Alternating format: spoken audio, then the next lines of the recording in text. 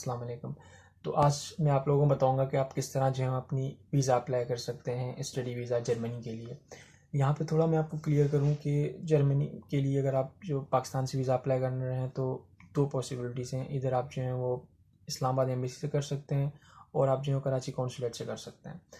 जो कराची कौंसलेट है वो सिर्फ़ और सिर्फ डील करता है सिंध और बलूचिस्तान के रेजिडेंट्स को। तो बाकी जितना भी पाकिस्तान का रीजन है, आया वो इस्लामाबाद हो, पंजाब हो, के हो, गिलगित बल्तिस्तान, आज़ाद कश्मीर, जो कोई भी एरिया हो उसको डील करता है इस्लामाबाद एम्बेसी। ये थोड़ी वजूहत हैं कि भाई कराची कौंसलेट में वीज़ा फ़ौरन से मिल जाता है, सॉरी वीज़ा नहीं, वीज़ा की अपॉइंटमेंट जो है वो फ़ौरन से मिल जाती है। और इस्लामाबाद एम्बेसी में अपॉइंटमेंट लेते लेते जो अराउंड टाइम है वो 1 साल लग जाता है। तो ये थी सारी डिटेल्स वगैरह कौंसलेट और एम्बेसी के डिफरेंस के बारे में। तो इसीलिए थोड़ा सा प्रोसीजर डिफरेंट भी है। अगर आप इस्लामाबाद एम्बेसी से अप्लाई कर रहे हैं तो थोड़े बहुत डॉक्यूमेंट्स आपको वेरी करेंगे कि जो आपको सबमिट करने हैं, और जो अगर आप कराची कौंसलेट से अप्लाई करना चाह रहे हैं तो वही थोड़ा सा डिफरेंस आ जाएगा। वो क्या डिफरेंस है मैं आपको भी बताऊँगा। तो चलें स्टार्ट करते हैं। गूगल पे जाके Germany study visa from Pakistan search करें एंड जो पहले वाली वेबसाइट आ रही है pakistan.diplo.de की, उसको आप ओपन कर दें। और जैसा कि मैंने पहले बताया कि इस्लामाबाद एम्बेसी से वीज़ा अपॉइंटमेंट लेते लेते हमें 12 महीने लग जाते हैं, तो एग्जैक्टली वही चीज़ लिखी हुई है। लेकिन एक चीज़ की एडिशन हुई है अभी जून 15 2020 से। कोरोना पेंडेमिक की वजह से इन्होंने जो है वो वीज़ा अपॉइंटमेंट सिर्फ उन्हीं स्टूडेंट्स को दे रहे हैं जिनका ग्रेड मास्टर में हो या बैचलर्स में 3.8 CGPA या उससे अबव है। सो डजेंट मैटर कि आपके पास यूनिवर्सिटी का एडमिशन है या नहीं है, आप जो है वो वीज़ा के लिए अप्लाई नहीं कर सकते अनटिल एंड अनलेस कि आपका जो CGPA है वो 3.8 या उससे अबव है। लेकिन प्लस पॉइंट ये है कि ये सिर्फ इसमें लिखा हुआ है कि ये सिर्फ और सिर्फ कोविड की वजह से किया गया। इट मीन्स कि जैसे ही सारे जो हालात जैसे नॉर्मलाइज होंगे तो इंशाल्लाह ये सारी ये जो उन्होंने पॉइंट रखी है या जो शर्त रखी है कंडीशन, इंशाल्लाह ये हट जाएगी। तो और जैसा कि मैंने पहले बताया कि कराची कौंसलेट में वीज़ा अप्लाई करना as compare to Islamabad embassy में थोड़ा सा डिफ़र करता है। वो क्या है मैं आपको भी बताऊँगा। तो अभी हम चलते हैं चेक लिस्ट पर जो कि उन्होंने अपने वेबसाइट पर अपलोड की हुई है। तो हमें जो डॉक्यूमेंट्स सब कुछ हमें अरेंज करने होंगे वो इसी ऑर्डर में होने चाहिए जैसा कि उन्होंने चेक लिस्ट में दिया हुआ है। अगर हमारे डॉक्यूमेंट्स इस ऑर्डर में नहीं होंगे तो एम्बेसी या कौंसलेट दोनों हक रखते हैं कि वो हमारी वीज़ा को रिजेक्ट करें या हमसे दोबारा कहें कि भाई अपने डॉक्यूमेंट्स जो हैं वो सॉर्ट करके फिर ले आओ। तो सबसे पहला जो डॉक्यूमेंट है वो है एप्लीकेशन फॉर्म। ये सारे डॉक्यूमेंट्स आपको जो है वो इसी वेबसाइट में मिल जाएंगे और इस वेबसाइट की लिंक जो है आपको डिस्क्रिप्शन में मिल जाएगी। तो एप्लीकेशन फॉर्म जो है वो आपको फिल करना होगा, जिसमें आपको अपनी पूरी डिटेल्स देनी होंगी। नाम क्या है, डेट ऑफ बर्थ, आपकी passport details, family details, Germany में किस यूनिवर्सिटी में आप एडमिशन, मतलब कि आप अपनी स्टडीज़ परस्यू करने जा रहे हैं, आप किस तरह अपने आप को वहाँ पे जो है वो स्पॉन्सर करेंगे या फाइनेंस कैसे करेंगे, सब कुछ आपको अपनी डिटेल्स जो है वो एप्लीकेशन फॉर्म में यहाँ पे फिल करना होगा। और अच्छी बात यह है कि जर्मन के साथ साथ इन्होंने इंग्लिश में भी ये डिटेल्स रखी हुई हैं, तो इट मीन्स के इसमें कोई डिफ़िकल्टी नहीं होनी चाहिए फिल करने में। लेकिन अगर किसी को भी कोई क्वेरी या कोई क्वेश्चन हो तो आप वीडियो पे कमेंट कर सकते हैं, इंशाल्लाह मैं आपको जो है वो इसका आंसर दे दूँगा। तो एप्लीकेशन फॉर्म के बाद है हमारा बायोमेट्रिक पिक्चर। बायोमेट्रिक पिक्चर जो है वो हमारे जो मेन फोकस होता है बायोमेट्रिक पिक्चर में वो हमारे फेस पे होता है। तो ये उन्होंने एक एग्जांपल दिया हुआ है, उसकी डायमेंशंस डिफाइन की गई हैं। तो इस तरह की तस्वीर आप अपनी जो है वो निकलवाना किसी भी फ़ोटोग्राफ से। अमूमन हम पाकिस्तान में इस तरह की तस्वीर निकलवाते हैं जहाँ पे हमारा जो फोकस तस्वीर से ज़्यादा हमारी ड्रेसिंग पे होता है। लेकिन ऐसी तस्वीर जो है वो यहाँ पे काबिल कबूल नहीं है, तो इसलिए आपका फोकस जो है वो आपके फेस पे होना चाहिए। उसके बाद हमारी है कि भाई हमें इंफॉर्मेशन प्रोवाइड करनी है। एक है declaration form according to the section 54 and दूसरा है declaration form according to the section 55। इन दोनों में हम ये क्लियर कर रहे हैं कि भाई हमारी जो भी इंफॉर्मेशन हमने फॉर्म में फिल की हैं या हमने जो भी डॉक्यूमेंट्स हमने अटैच किए हैं अपनी वीज़ा एप्लीकेशन के साथ वो लीगल है and as per hour best knowledge है। एंड एम्बेसी या कौंसलेट हक रखता है कि अगर हमारी इन्फॉर्मेशन जो कि हमने दी है वो गलत है तो हमारी वीज़ा को रिजेक्ट कर सकते हैं।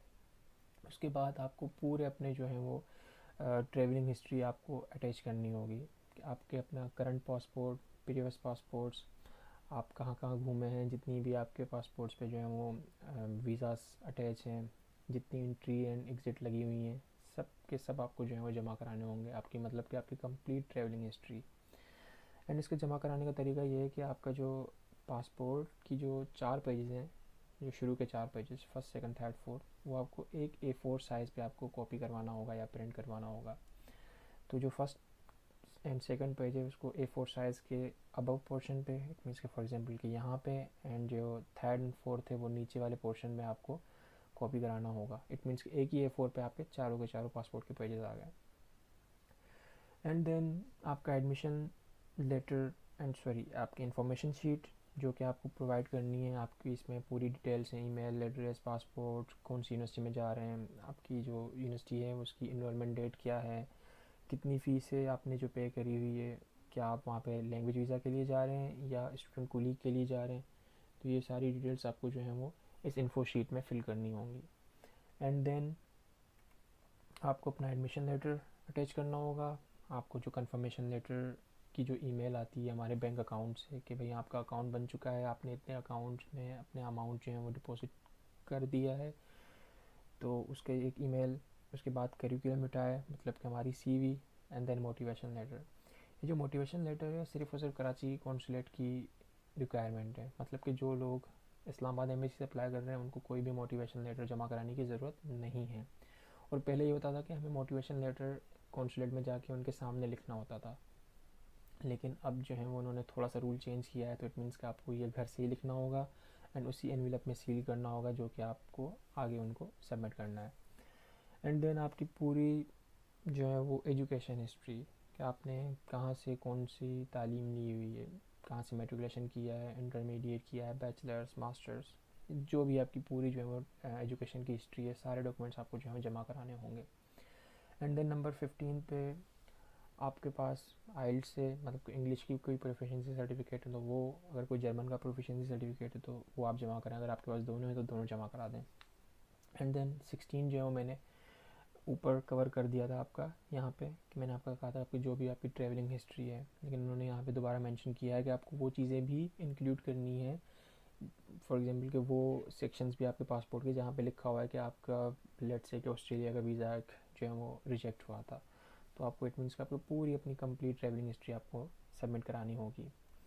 एंड देन आते हैं कि भाई आपकी जो यूनिवर्सिटी है उसकी फ़ीस कितनी है जो कि आपको पे करनी है, क्योंकि जब हमारा एडमिशन आता है तो उसमें क्लियरली मेंशन होता है कि आपकी जो सेमेस्टर फ़ीस होगी वो 200 यूरोज़ होगी या 150 होगी या 300, कुछ भी, तो आपको वो जमा कराना होगा।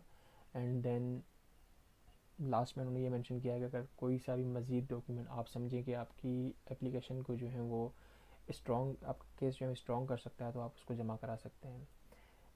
एंड देन इसके अलावा अगर कोई बंदा इस्लामाबाद एम्बेसी से अप्लाई कर रहा है तो इन सारे डॉक्यूमेंट्स के अलावा नंबर 11 पॉइंट के को छोड़ के इन डॉक्यूमेंट्स के साथ साथ उनको एक जो है वो फाइनेंशियल सपोर्ट का एक लेटर अपने स्पॉन्सर से साइन करवाना होगा, जिसमें उसको क्लियरली मेंशन करवाना होगा कि भाई मैं जो हूँ अपने भाई को या अपने बेटे को जो है मैं स्पॉन्सर कर रहा हूँ इसके थ्रू आउट द कोर्स। उसकी ये सारी डिटेल्स आपको यहाँ से मिल जाएंगी नंबर 9 से। एंड देन सारी जब आपके डॉक्यूमेंट्स ये फिल हो चुके हैं, मतलब कि इन ऑर्डर में आ चुके हैं, उसको आप जो है वो एक एनवेलप में सील करें एंड देन कराची कौंसलेट में जाके उनके गेट के बाहर एक बॉक्स रखा हुआ है उसमें सबमिट कर दें। और वो हजरात जो कि कराची सिटी में नहीं रह रहे हैं बल्कि वो दीगर अजला या दीगर शहरों में रह रहे हैं सिंध और बलूचिस्तान के, तो वो जो हैं वो कराची कौंसलेट को अपना ये एनवेलप कोरियर भी कर सकते हैं। जब आपने ये कोरियर कर दिया तो फिर वेट फॉर देयर डिसीजन, वो आपके डॉक्यूमेंट्स को सारा जो है वो चेक करेंगे कि क्या आया वो सारा ऑर्डर में है या नहीं है, वो हो या ऑर्डर में ना हो, दोनों सूरत हाल में आपको जो है वो एक ईमेल रिसीव होगी। उस ईमेल में फिर मेंशन होगा कि हाँ ठीक है आपका हमने डॉक्यूमेंट सारे प्रोसेस किए हैं, वो ऑर्डर में थे, अब आपकी ये जो है वो वीज़ा की अपॉइंटमेंट है, फ़लानी तारीख को आके अपना वीज़ा इंटरव्यू दे देना, और उस दिन आपको अपना ओरिजिनल जो है पासपोर्ट सारे अपने ओरिजिनल डॉक्यूमेंट्स लेके जाने पड़ेंगे। लेकिन इन केस के आपने सारे डॉक्यूमेंट्स इस ऑर्डर में जमा नहीं करा है, ईमेल तो आपको रिसीव होगी लेकिन इसमें लिखा होगा कि भाई अपना सारा जो है वो डॉक्यूमेंट्स जो भी आपने सबमिट किए थे, हमें जो कोरियर किया था, अपना वापस ले जाएं एंड देन दोबारा जो है वो अपना फ़ाइल करें या दोबारा जो है वो सारा प्रोसेस स्टार्ट करें। तो ये था सब कुछ वीज़ा की एप्लीकेशन के बारे में। जब आपके वीज़ा इंटरव्यू हो जाएगा और आपको वीज़ा का क्लियरेंस आ जाएगा जर्मनी से, तो आपको दोबारा एक ईमेल रिसीव होगी, उसमें होगा कि भाई आप जो है वो अपने हेल्थ इंश्योरेंस एंड अपने फ़्लाइट टिकट्स जो हैं वो लेके आएँ। तो यहाँ पे मेरी एक सजेशन ये होगी कि फॉर एग्ज़ाम्पल कि आपको ईमेल आ गई कि भाई आप अपना जो है वो कल लेके आ जाएँ अपना ये पासपोर्ट एंड हेल्थ इंश्योरेंस। तो जो आपकी फ़्लाइट की जो डेट है वो उसको फ़ौरन से 1-2 दिन वाली मत लेना, बल्कि उसको 3-4 दिन का गैप देना, ताकि जो है वो जब आप अपना ये सारा चीज़ें जमा कराएँ कौंसलेट में या एम्बेसी में, तो आपको जो है वो मतलब कि वीज़ा स्टिकर मिल जाए, आपके पास इतना इनफ टाइम हो कि आप जो है ट्रेवल्स कर सकें। बाज़ों का ऐसा होता है कि भाई बहुत सारे लोग जो हैं वो कल की डेट की फ़्लाइट करके आते हैं एंड देन अपना जब जमा कराते हैं ये flight details and health insurance, तो कौंसलेट से जवाब आता है कि भाई नहीं, अभी तो हमें 2 दिन और लगेंगे, तो आपकी कल की फ़्लाइट की टिकट है, डजंट मैटर, अपना कैंसिल कराएं एंड देन परसों वाली टिकट ले आएँ। तो इसलिए फॉर अ सेफ साइड 3-4 दिन के बाद वाली फ़्लाइट ले आएँ and then flight to the Germany. उम्मीद है कि आपका सब कुछ क्वेश्चंस शक व शुबहात जो भी हैं वो क्लियर हो चुके होंगे। लेकिन कोई सा भी अगर क्वेश्चन, कोई भी क्वेरी हो तो आप जो है वो कमेंट बॉक्स में कमेंट कर सकते हैं। इंशाल्लाह मैं आपको जो है वो फिर उसका रिप्लाई कर दूँगा। ख्याल रखना अपना एंड अल्लाह हाफिज़।